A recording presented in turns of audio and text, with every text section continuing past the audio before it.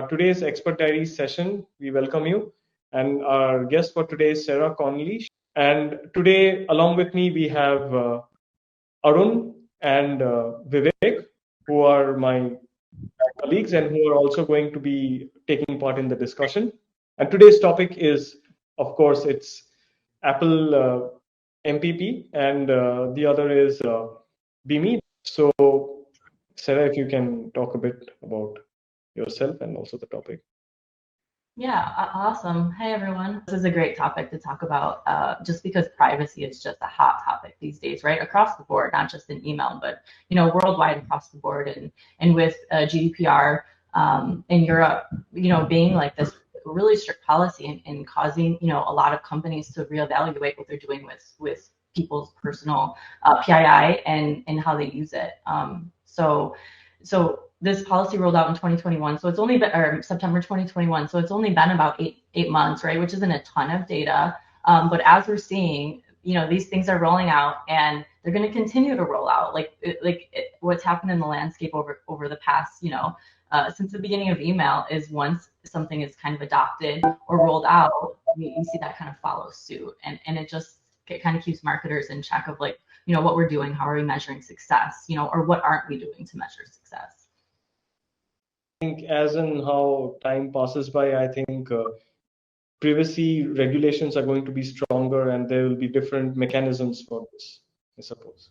It's a cat and mouse game, right? I mean, we're always trying to, protect the consumer and the marketer and the industry, from players in the game that don't do the right thing or, just are bad actors, if you will. That's a key term in this industry. And so it's just an ever-evolving landscape here, and it's just going to continue. And what we're going to have to see marketers do is not rely so heavily on one single metric, right? And also use multiple metrics, and that could be conversion rate, list growth rate, email forwarding, click-through rate, whatever that is that you're using. I wouldn't rely on one. Put all your eggs in one basket. Don't rely on one single metric. It's so important, and for the healthier program, right? Is to look at this and to look at that and to and just because we don't have opens anymore, that doesn't mean that we're not getting the clicks, right? Because that can stay consistent. So this might not be as big of a deal for some people that kind of use that multifaceted approach. So Sarah, as you were saying that not one metric is enough to gauge the engagement factor of the contacts, but there is this recent buzz regarding open rates and Apple MPP. People are saying that open rates are often considered to be the basic metric, like the basic metric for someone to be interested in a product or interested in a brand or any content that is sent out. And now that MPP completely, messes up with the open rates, do you think that click-through rates being the only or the most viable engagement factor, do you think it somehow stifles email marketing, or how do you see it? So, we shouldn't have ever relied heavily on open rates, right? They're an indicating factor. I think it's just the easiest thing. It's like the path of least resistance. So therefore, that's kind of what we rely upon. But I think when you have a brand and you're providing engaging content and you're using, a provider that does the right things on the back end and has these tools, you're cleaning your list, right? You have a sunset policy. You have a strong lead funnel when you're coming in, and you're just giving that the subscriber a great experience. You can rely less on the open rates and kind of go, okay, well, people would open because they signed up for my marketing and they're interested and they're doing things. They bought this, so therefore I'm sending them this. And when you get really good at that, I think you can start to ease back on some of those metrics, especially when you don't have a choice, because they're going to be less reliable, and there's going to be changes in that. And I think it's kind of just this adaptation and evolution that people that are sending email marketing kind of have to take into account and be on board with, because there's really no choice. True. Sarah, let's take up a scenario here. Imagine I create a workflow, configure it to progress based on how contacts engage with an email. When I send out the first email, Apple MPP will fire the open tracking pixel and the email will get marked as open. even though the contact wouldn't have read it. Now the workflow will also get triggered, and the follow-up email will be sent to the contact. So Apple MPP will literally mess with the workflow here. And then one more, Right. let's assume in about 100 people, if just 10 click the CTS in an email and the remaining don't, and the report says 60 people have opened your email, but we won't even know who has opened it, either the Apple MPP system or the or our contacts. So can you share your insight on how we can overcome the impact Apple MPP has on workflows and how to configure workflows going forward?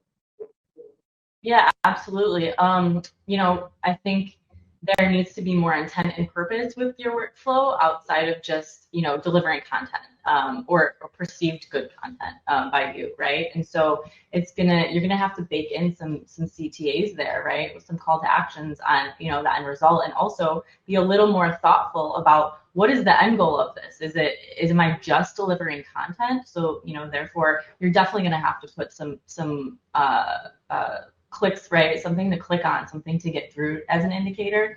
Or do I deliver the content agnostic of looking at open rates, use time-based triggers, use date-based triggers, and then at the end have some sort of poll or quiz or survey, right, where someone can engage, or you're selling the product, right? And then you use those things as indicators for success, and a way to kind of move a contact through it, and you just let the emails go out. Of course, right? Like, there also becomes a thing. Are you sending daily emails for 30 days, right? Like, that's a little different than sending a curated, content-focused 7-day X, Y, and Z. So again, it comes back to just being a lot more thoughtful about what you're delivering and the audience you're delivering it to. So we'll have to configure a campaign, create a campaign that will involve, that will make users interact with it, click the CTS or take up a survey, so that we know who's really into our emails and who would like to receive our emails, right? So that should be the best way forward, right? Yeah, I mean, that is a way forward. So, and it just really depends on your industry and your audience. And like, so there, there's an element there where it's just, it's all specific to your business and how you want to do it. But again, like, putting the focus on, using the right provider, creating that engaging content, and making sure that you have like that outcome goal of what you want this campaign, this workflow to do, outside of just sending emails. Okay. Sir, I was thinking, what about this case? For example, let's say I manually collect names of like 200 people, or let's say 100 people from a certain event, and all these people have opted in to receive emails from me. Now, among these 100 people, let's say 90 people have Apple devices and they open their emails from Apple devices. Now, all these 90 people might not go and click on the CTA on the first instance, right? They might wait for the second or third email to see if the content is completely aligned with their tastes and preferences or not. There are certain contacts in this case where we have to consistently send emails to find out if they're actually interested or they want to unsubscribe.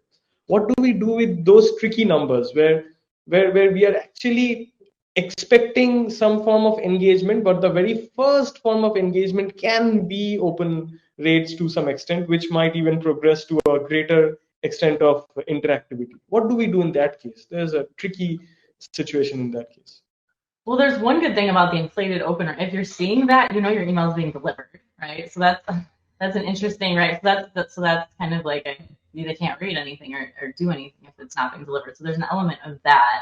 And again, it goes back to expectations. What did you mean? Like, what are they expecting to get from you? And like, if you're using, again, the right ESP and provider, like a trusted, you're doing the due diligence to check email addresses on the way in. And if you're using a service, you're doing those checks to make sure everything's par for the course, and you expect it to be delivered, and you're delivering what they expect, then I mean, I would say then you can kind of forego that trying to get that open, and know that your email was delivered and this person to the person's inbox, and maybe use up to, like, if it's like, oh, all my Gmail contacts I don't see any engagement from them, right? Then like, okay, maybe that's an inbox placement issue, right? Like, so I think we're just going to have to get a little more crafty there and kind of go, okay, these indicators aren't available to us, but we know X, Y, and Z, and kind of sit in that comfort and safety. And then again, as you move through time,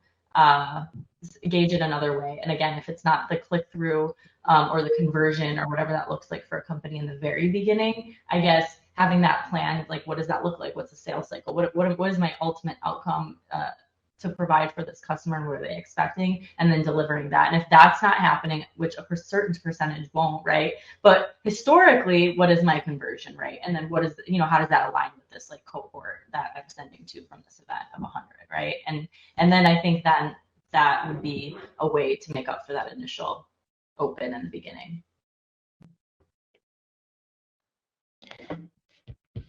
All right. So, hi, Sarah. So, what I am concerned about is like from the back end, how exactly it was, whether it will affect the the filtering system. Like, for example, now this Apple MPP isn't open, and people started enabling it, and we are not getting open. This is completely fine. Will mailbox service providers like Gmail or Yahoo, will they feed this data to Apple systems, or any data or any changes in the filtering system while classifying the emails, when like to inbox or spam folder or junk folder? I have this one little bit concern, like whether these data can be sent to mailbox service providers, whether the user is opening the email or whether they are not opening an email. So how exactly this works? Did we came across any other such situations? Yeah, so it's really interesting. The whole deliverability versus inbox placement, right? And so Right. the key is like, yes, it gets delivered, great, but like, where's it going again? Because if it goes to the junk folder and they never see it, what's the point? And so that as the industry changes, right, the consumer, the subscriber, the recipient has a lot more say in where their mail goes, and that's a trend we've been seeing for years and years and years. And so the filters that coming in, they're only getting more advanced, right? The algorithms that are being used, right? They're only getting better at defining what it means for me versus you, what wanted mail versus unwanted mail looks like. And so with these recent changes coming into play, like that is just the one indication right there, that this is here to stay. And again, you have to deliver the content. You have to make sure that these people are engaged. We have to find other metrics. And if you don't know what that looks like for your business, it's the time to do it is right now. Right. So there won't be any changes in the filtering system, right? I mean, there's always changes in the filtering system. Like, look at what's going on. I mean, I'm on all these lists. I deal with clients all day long that are just like, what's going on? And I'm like, this is it, right? Like, it's always changing. And the fact that the recipient has more control, and that's only going to take more control, is only going to happen over time, means that, like, yes, it's changing on a daily basis, not just at a provider, but on the individual subscriber level, right? So like that's a lot right there. Right. All right. Yeah. Thank you. So, Sarah, moving on to the next topic, we were supposed to talk about BIMI. As we know that BIMI looks into two aspects of email marketing, to be very precise. One, it looks into the deliverability aspect by helping the sender safeguard the sender domain. And second is the engagement factor. My first question is, today BIMI is very good because not many people have practiced it. So anyone who provides the brand logo inside the mailbox becomes a standout performer. The sender is eventually marked that, okay, this person has given the brand logo.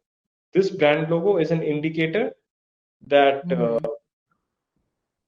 there's this, that you understand that that trust factor is there. You see the logo and you understand there's a trust factor.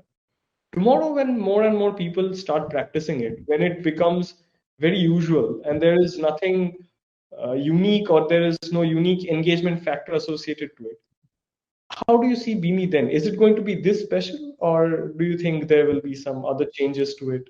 How do you see the future of BIMI?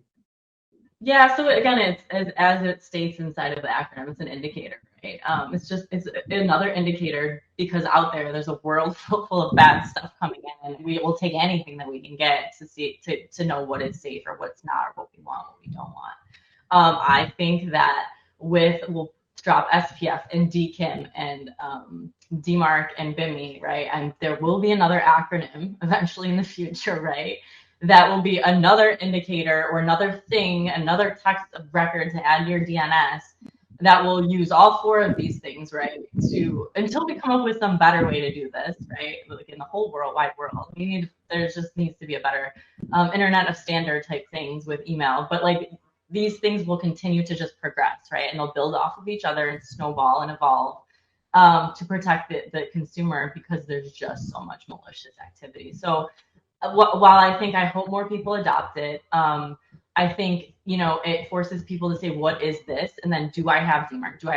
Do I even have these things placed? Do I even know what those are? Most people don't even know what they are. Do they need to know? I mean, you should have a high level understanding of it, but hopefully you have like the trusted team and or provider, right, that kind of handles those things for you and make sure it's all good. But I think that again, it's an indicator.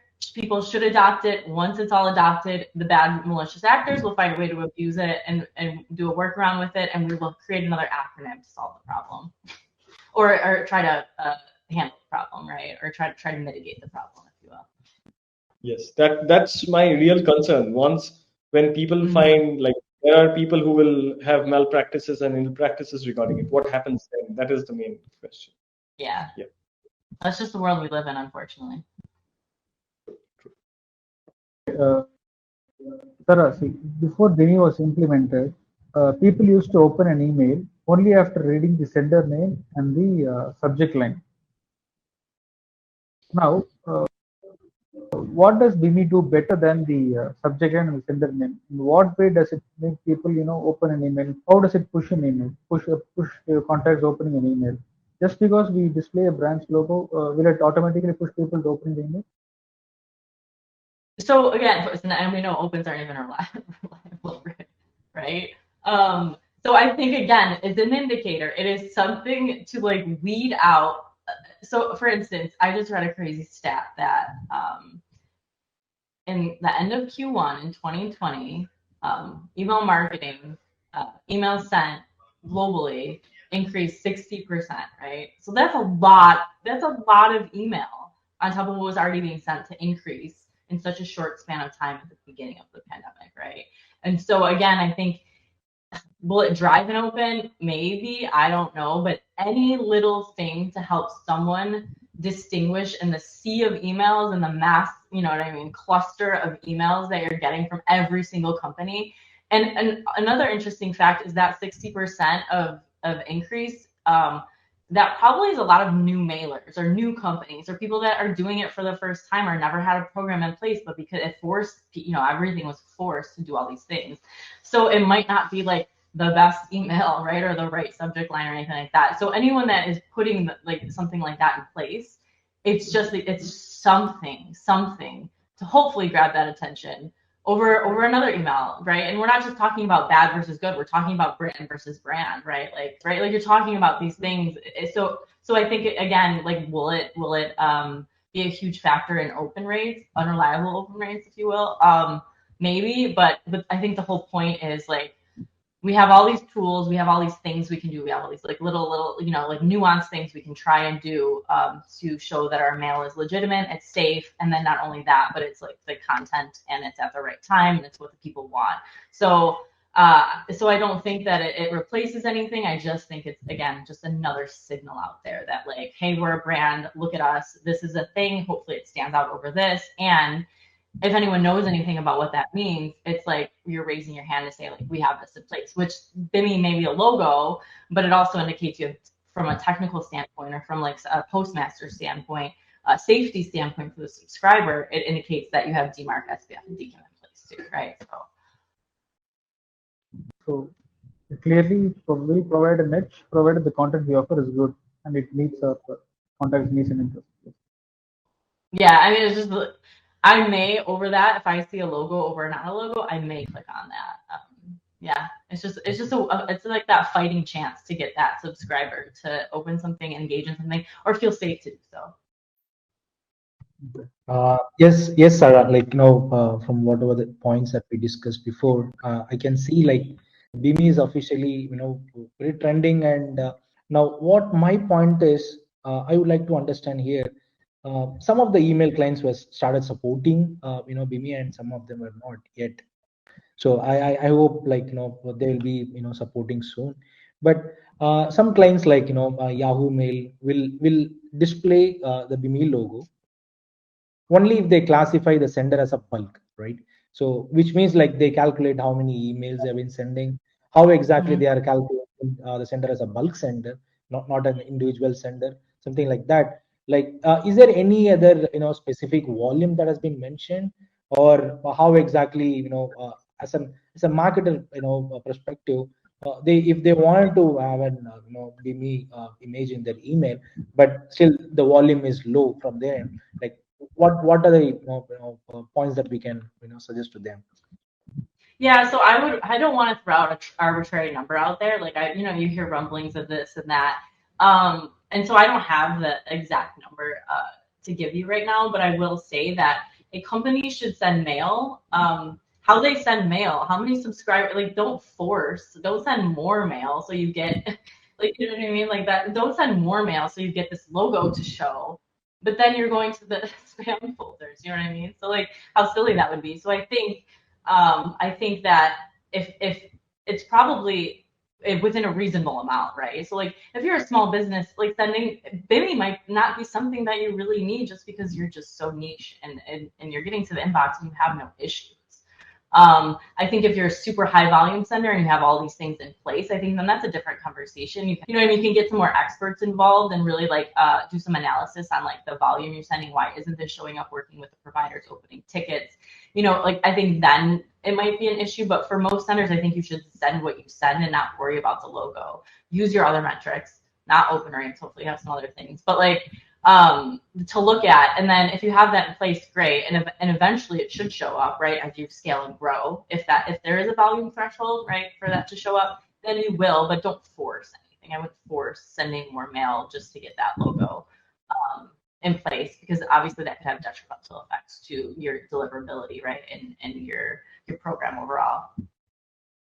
Yeah, I have another point on this. Like, is it like they consider only the marketing emails, or they include transaction and or operations or notification emails as well when it Well, comes that's a to the great volume? question. Yeah, that's a great. Like, are they counting just marketing emails in order to show the logo versus transactional type email? Are you saying like does that count towards this account that would show that? I mean, it should be all collective. Like that should be looked at. If it's not, then I'd be shocked. But yeah, it should be looked at as like all of the all mail. Obviously, transactional mail generally is really, really positive signal email. So that definitely should count. So yeah, your marketing email, and which is also transactional email isn't in volume either, right? So if it maybe would count towards that, but it probably wouldn't be that significant. It would probably be the volume of your marketing email. So it's all like they have to classify the sender as a bulk sender, which includes the marketing emails and transaction emails and operation emails, all the emails, right? Yeah, like overall sending all of your emails, absolutely. But again, your marketing email or your marketing email to subscribers, and then people even have like colder email from strategies or where you're sending to like people that are less engaged. So yeah, I think it's all of that. But your marketing obviously is a little bit more riskier than your transactional, like one-to-one type emails. Yeah, that's for me. Thank you. And I think with that, we have probably come to the end of this session. One thing that we have learned is that change is the only constant, and it's about adapting newer methods. If interactivity has become much finer with BIMI and and Apple MPP, like previously open rates, now click-through rates are given more importance, and then now visual engagement with the help of familiarization with a brand logo. So I think we are slowly and steadily going to a certain area where we are looking into finer engagement rather than more engagement. I think it's more about the quality rather than quantity now. Exactly. And I think it really is just brands, really have to start thinking like how much investment do we have into our program and what are we doing with it? It's just forcing that a little bit more. And I'd also like challenge the providers in this space, right? Like the mail providers, the Gmails, not more transparency in the way of like exposing anything for any malicious type of activity, but more camaraderie and working together, right? For people that do want to do the right thing and make the experience good for marketers and for the recipients. Sure. Thank you so much, Sarah, for discussing these very important Thanks, topics with us. Thank you. So yeah, thank you, Sarah, for your time. Absolutely. Thank you, It's great Sarah. talking to you.